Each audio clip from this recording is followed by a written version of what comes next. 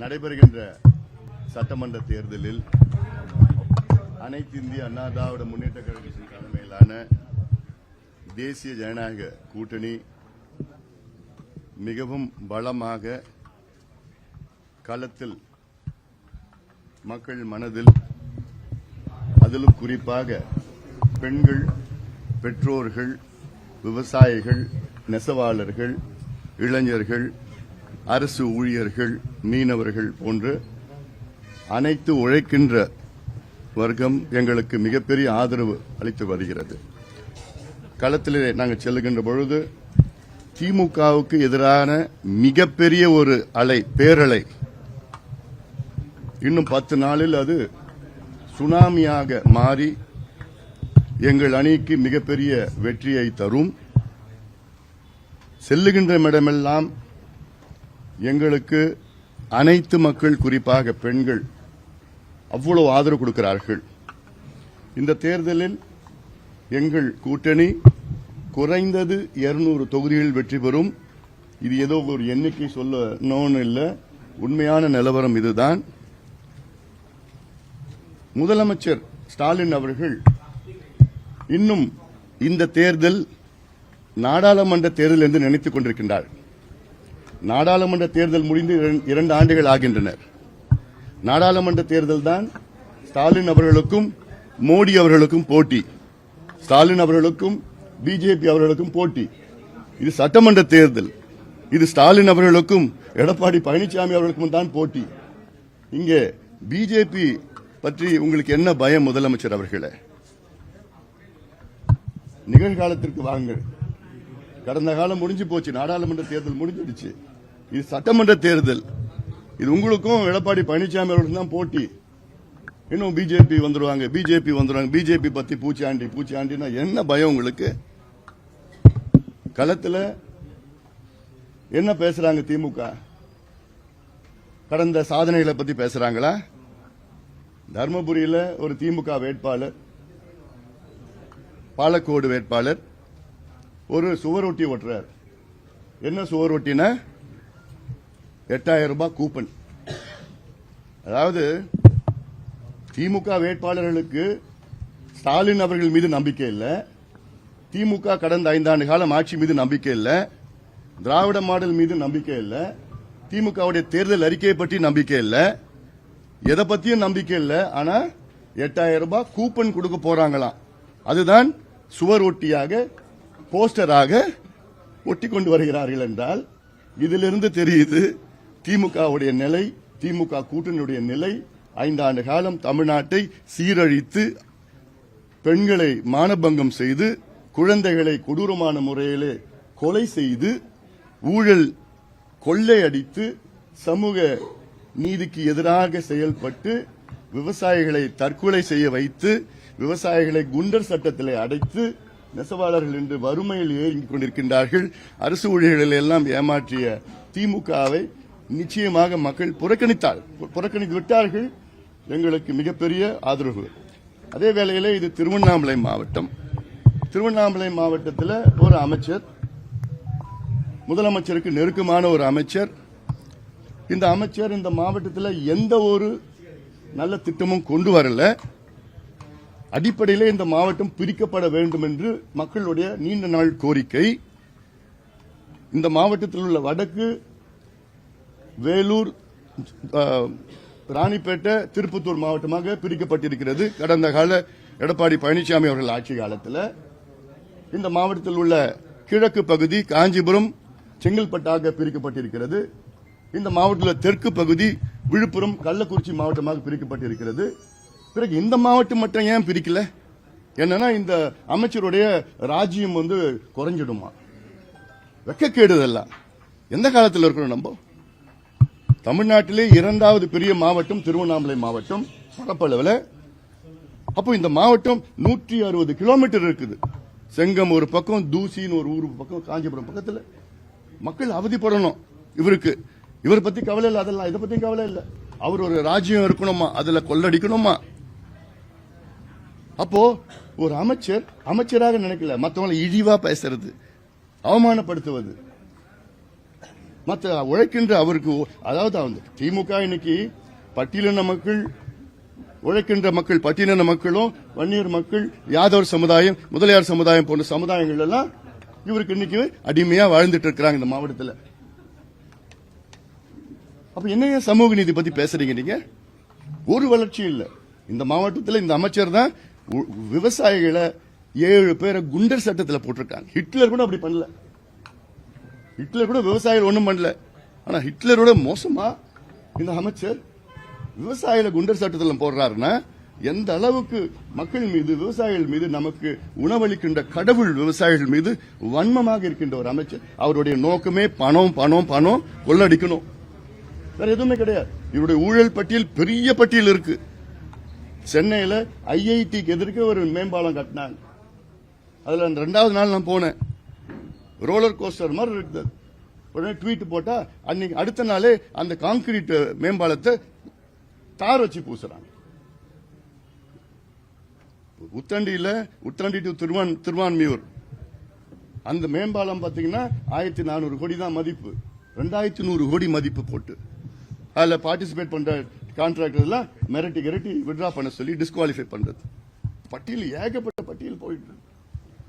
இவரு பார்த்தா இவர் மீது எவ்வளவு குற்றச்சாட்டு இருக்குது.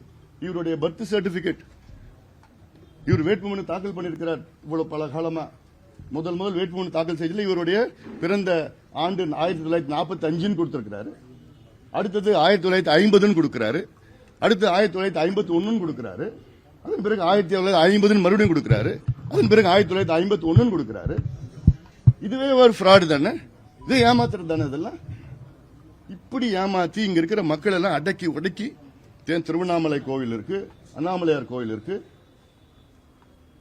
அங்க இருக்கின்ற அறங்காவலர்கள் எத்தனை பேர் இருக்கிறாங்க? ஏன் இந்த மண்ணின் மைந்தர்கள் இங்க இருக்கின்ற உழைக்கின்ற மக்களுக்கு அங்க அறங்காவலர்கள் வரக்கூடாதா? இவர் மட்டும் வரணுமா? இவர் சொந்தக்காரங்க மட்டும் தான் வரணுமா? அதுல இவரே இந்த மாவட்டத்துக்கு சொந்தக்காரர் கிடையாது. இவரோட சொந்த மாவட்டம் கள்ளக்குறிச்சி மாவட்டம். எங்கேயா இருந்துட்டு போங்க. நந்தன் கால்வாய் திட்டம் என்ன பண்ணீங்க?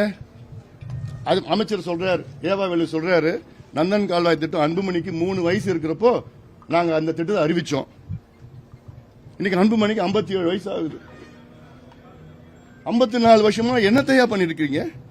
எத்தனை முறையா அறிவிச்சீங்க? ஒரு சாதாரண திட்டத்தை கூட உங்களால நிறைவேற்ற முடியல. உங்களுடைய மருத்துவக் கல்லூரி, உங்களுடைய பொறியியல் கல்லூரி, அதுல மட்டும் கவனம் செலுத்துறீங்க. உங்களுடைய அத்தனை கல்லூரிகளும் ஆக்கிரமிப்பு பண்ணி உங்களுடைய மருத்துவக் கல்லூரிக்காக 18 பஞ்சாயத்து, திருவண்ணாமலை மாநகராட்சி ஒட்டிய 18 பஞ்சாயத்து, அந்த 18 பஞ்சாயத்தை அந்த பஞ்சாயத்து தலைவரை மிரட்டி இது மாநகராட்சிக்கு கொண்டு வரணும் அப்படின்னு சொல்லி யாருக்குமே விருப்பம் இல்லை. ஏன்னா உங்க கல்லூரி மாநகராட்சியில் வரணும். உங்களால அங்க இருக்கிற 18 பஞ்சாயத்து மக்களுக்கு 100 நாள் வேலை வாய்ப்பும் கிடையாது. சொத்து வரி, வீட்டு வரி, எல்லா வரியும் உயர்ந்து எங்க போவாங்க? உங்களுடைய சுயநலத்துக்காக தான் இந்த மக்களை பயன்படுத்துறீங்க தவிர இந்த மக்கள் வளர்ச்சிக்கு, இந்த மாவட்டம் வளர்ச்சிக்கு ஒண்ணுமே கிடையாது. நிச்சயமா இந்த தேர்தலில் அவருக்கு மட்டும் இல்ல, ஒட்டுமொத்தமா திமுகவுக்கு மிகப்பெரிய ஒரு பாடத்தை உறுதியாக மக்கள் புகட்ட தயாரா இருக்கிறார். ஊழல் ஊழல் எவ்வளவு ஒரு ஆக்கிரமிப்பு, எதுவுமே இந்த மாவட்டத்தில் செய்யாத ஒரு அமைச்சர் அவருடைய உறுதியா அந்த திருவண்ணாமலை சட்டமன்ற தொகுதியில் மட்டுமில்லை, இங்க ஏழுமலை இருக்கிறார். பாஜக வேட்பாளர் தாமரையில் நிற்கிறார். நிச்சயமா அவர் வெற்றி பெறுவார். ஏன்னா எப்படின்னா திமுக கட்சிக்காரங்க ஏவாவேலு அவர்கள் மீது மிகுந்த கோபத்தில் இருக்கிறார்கள். சென்னையில் சேகர் பாபு அவர்கள் மீது சென்னையில் உள்ள அத்துணை திமுக காரங்களும் அவ்வளவு கோபத்தில் இருக்கிறாங்க. ஏன்னா இவங்க பதவிக்கு வராங்க, மற்றவங்களை அசிங்கப்படுத்துறது, அவமானப்படுத்துறது. இவங்க முதலாளி, மற்றவங்க எல்லாம் தொழிலாளி. அப்ப என்ன சமூக நீதி பத்தி பேசுறீங்க நீங்க? ஒரு வளர்ச்சி இல்ல இந்த மாவட்டத்தில். இந்த அமைச்சர் தான் விவசாயிகளை 7 பேரை குண்டர் சட்டத்தில் போட்டிருக்காங்க. ஹிட்லர் கூட அப்படி பண்ணல. ஹிட்லர் கூட விவசாயிகள் ஒண்ணும் பண்ணல. ஆனா ஹிட்லரோட மோசமா இந்த அமைச்சர் விவசாயிகளை குண்டர் சட்டத்தில் போடுறாருன்னா எந்த அளவுக்கு மக்கள் மீது, விவசாயிகள் மீது, நமக்கு உணவளிக்கின்ற கடவுள் விவசாயிகள் மீது வன்மமாக இருக்கின்ற ஒரு அமைச்சர். அவருடைய நோக்கமே பணம் பணம் பணம் கொள்ளடிக்கணும், வேற எதுவுமே கிடையாது. இவருடைய ஊழல் பட்டியல் பெரிய பட்டியல் இருக்கு. சென்னையில ஐஐடிக்கு எதிர்க்க ஒரு மேம்பாலம் கட்டினாங்க. அதுல 2வது நாள் நான் போனேன். ரோலர் கோஸ்டர் மாதிரி இருந்தது. உடனே ட்வீட் போட்டா அன்னைக்கு அடுத்த நாளே அந்த கான்கிரீட் மேம்பாலத்தை தார் வச்சு பூசுறாங்க.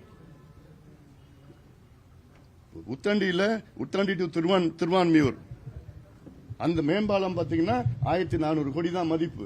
2100 கோடி மதிப்பு போட்டு அதுல பார்ட்டிசிபேட் பண்ற கான்ட்ராக்டர் எல்லாம் மிரட்டி வித்ரா பண்ண சொல்லி டிஸ்குவாலிஃபை பண்றது. பட்டியல் ஏகப்பட்ட பட்டியல் போயிட்டு இவரு பார்த்தா இவர் மீது எவ்வளோ குற்றச்சாட்டு இருக்குது. இவருடைய பர்த் சர்டிபிகேட் இவர் வேட்புமனு தாக்கல் பண்ணிருக்கிறார். இவ்வளவு பல காலமா முதல் வேட்புமனு தாக்கல் செய்யல இவருடைய பிறந்த ஆண்டு 1945 கொடுத்திருக்கிறாரு. அடுத்தது 1950 கொடுக்கிறாரு. அடுத்து 1951 கொடுக்கிறாரு. அதன் பிறகு 1950 மறுபடியும் கொடுக்கிறாரு. அதன் பிறகு 1951 கொடுக்கிறாரு. இதுவே ஒரு ஃப்ராடு தானே, இது ஏமாத்துறது தானே. இதெல்லாம் இப்படி ஏமாத்தி இங்க இருக்கிற மக்கள் எல்லாம் அடக்கி ஒடுக்கி திருவண்ணாமலை கோவில் இருக்கு, அண்ணாமலையார் கோவில் இருக்கு, அங்க இருக்கின்ற அறங்காவலர்கள் எத்தனை பேர் இருக்கிறாங்க? ஏன் இந்த மண்ணின் மைந்தர்கள் இங்க இருக்கின்ற உழைக்கின்ற மக்களுக்கு அங்க அறங்காவலர்கள் வரக்கூடாதா? இவர் மட்டும் வரணுமா? இவர் சொந்தக்காரங்க மட்டும் தான் வரணுமா? அதுல இவரே இந்த மாவட்டத்துக்கு சொந்தக்காரர் கிடையாது. இவரோட சொந்த மாவட்டம் கள்ளக்குறிச்சி மாவட்டம். எங்கேயா இருந்துட்டு போங்க. நந்தன் கால்வாய் திட்டம் என்ன பண்ணீங்க? அது அமைச்சர் சொல்றாரு, ஏவாவேலு சொல்றாரு, நந்தன் கால்வாய் திட்டம் அன்புமணிக்கு 3 வயசு இருக்கிறப்போ நாங்க அந்த திட்டத்தை அறிவிச்சோம். இன்னைக்கு அன்புமணிக்கு 57 வயசு ஆகுது. 54 வருஷமா என்னத்தையா பண்ணிருக்கீங்க? எத்தனை முறையா அறிவிச்சீங்க? ஒரு சாதாரண திட்டத்தை கூட உங்களால நிறைவேற்ற முடியல. உங்களுடைய மருத்துவக் கல்லூரி, உங்களுடைய பொறியியல் கல்லூரி, அதுல மட்டும் கவனம் செலுத்துறீங்க. உங்களை அத்தனை கல்லூரிகளும் ஆக்கிரமிப்பு பண்ணி உங்களுடைய மருத்துவக் கல்லூரிக்காக 18 பஞ்சாயத்து, திருவண்ணாமலை மாநகராட்சி ஒட்டிய 18 பஞ்சாயத்து, அந்த 18 பஞ்சாயத்தை அந்த பஞ்சாயத்து தலைவரை மிரட்டி இது மாநகராட்சிக்கு கொண்டு வரணும் அப்படின்னு சொல்லி யாருக்குமே விருப்பம் இல்லை. ஏன்னா உங்க கல்லூரி மாநகராட்சியில் வரணும். உங்களால அங்க இருக்கிற 18 பஞ்சாயத்து மக்களுக்கு 100 நாள் வேலை வாய்ப்பும் கிடையாது. சொத்து வரி, வீட்டு வரி, எல்லா வரியும் உயர்ந்து எங்க போவாங்க? உங்களுடைய சுயநலத்துக்காக தான் இந்த மக்களை பயன்படுத்துறீங்க தவிர இந்த மக்கள் வளர்ச்சிக்கு, இந்த மாவட்டம் வளர்ச்சிக்கு ஒண்ணுமே கிடையாது. நிச்சயமா இந்த தேர்தலில் அவருக்கு மட்டும் இல்ல, ஒட்டுமொத்தமா திமுகவுக்கு மிகப்பெரிய ஒரு பாடத்தை உறுதியாக மக்கள் புகட்ட தயாரா இருக்கிறார். ஊழல் ஊழல் எவ்வளவு ஒரு ஆக்கிரமிப்பு, எதுவுமே இந்த மாவட்டத்தில் செய்யாத ஒரு அமைச்சர் அவருடைய உறுதியாக அந்த திருவண்ணாமலை சட்டமன்ற தொகுதியில் மட்டுமல்ல, இங்க ஏழுமலை இருக்கிறார். பாஜக வேட்பாளர் தாமரையில் நிற்கிறார். நிச்சயமா அவர் வெற்றி பெறுவார். ஏன்னா எப்படின்னா திமுக கட்சிக்காரங்க ஏவாவேலு அவர்கள் மீது மிகுந்த கோபத்தில் இருக்கிறார்கள். சென்னையில் சேகர் பாபு அவர்கள் மீது சென்னையில் உள்ள அத்துணை திமுக காரங்களும் அவ்வளவு கோபத்தில் இருக்கிறாங்க.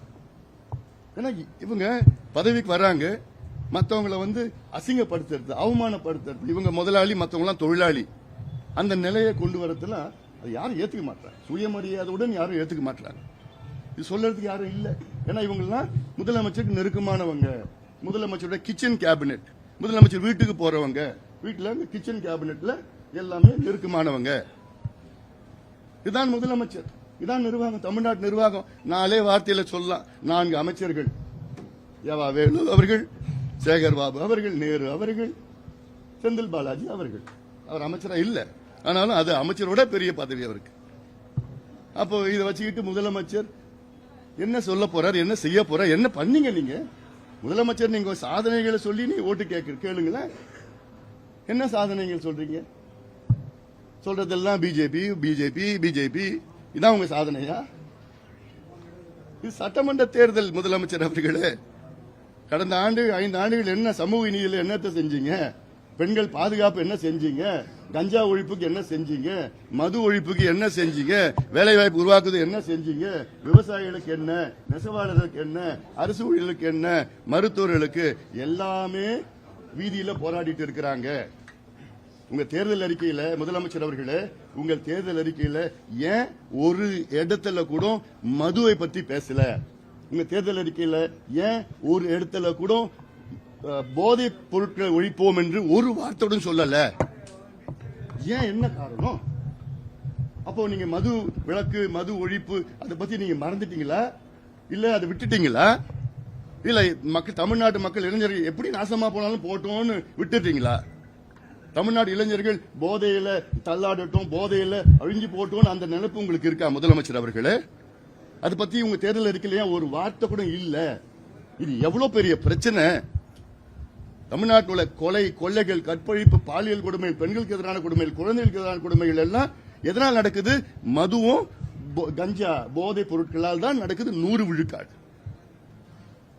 தமிழ்நாட்டில் கடந்த 5 ஆண்டு காலத்தில் 62,000 குழந்தைகள் மீது குற்றங்கள், அதில் 27,000 குற்றங்கள் போக்சோ. அதுல 361 குழந்தைகள் கொலை செய்யப்பட்டிருக்கின்றார்கள் தமிழ்நாட்டில் 5 ஆண்டுகள்ல.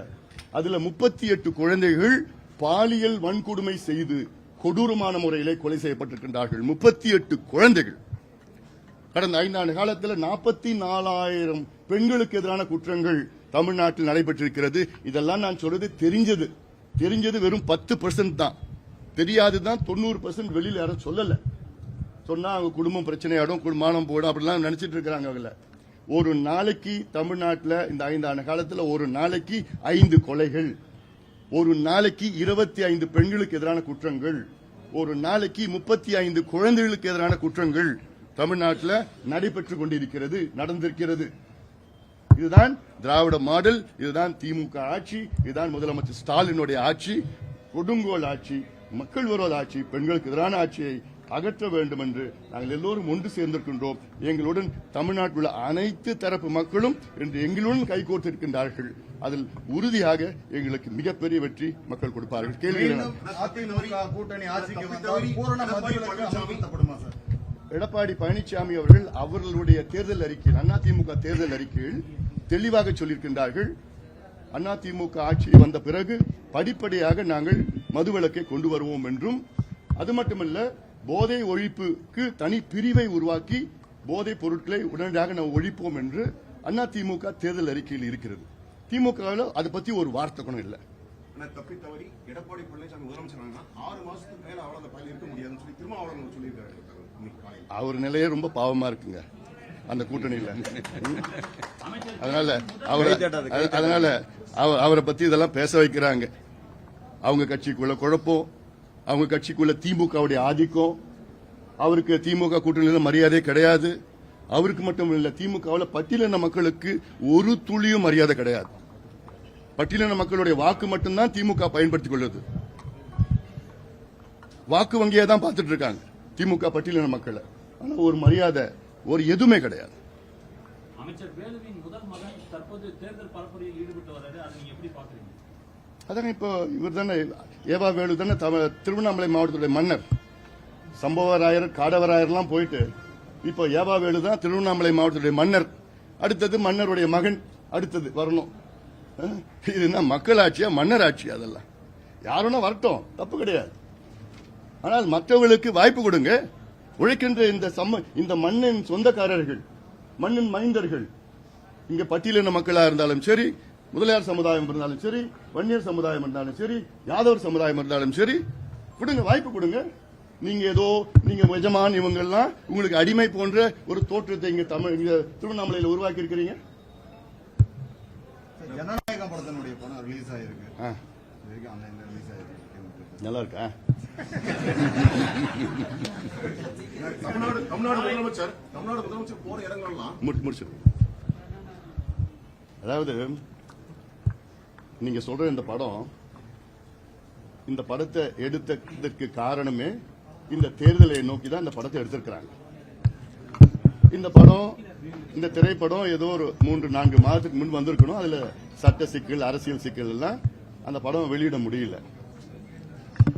இப்போ தேர்தலுக்கு 10 நாளுக்கு முன்பு இந்த படம், அதுவும் ஹெச்டியில் 7 GB முழுமையா கரெக்டா தேர்தலுக்கு 10 நாளுக்கு முன்பு வெளியிடுறாங்கன்னா, அது யார் வெளியிட்டான்னு தெரியல, வெளியிடுறாங்கன்னா இது யாருக்கு சாதகம்?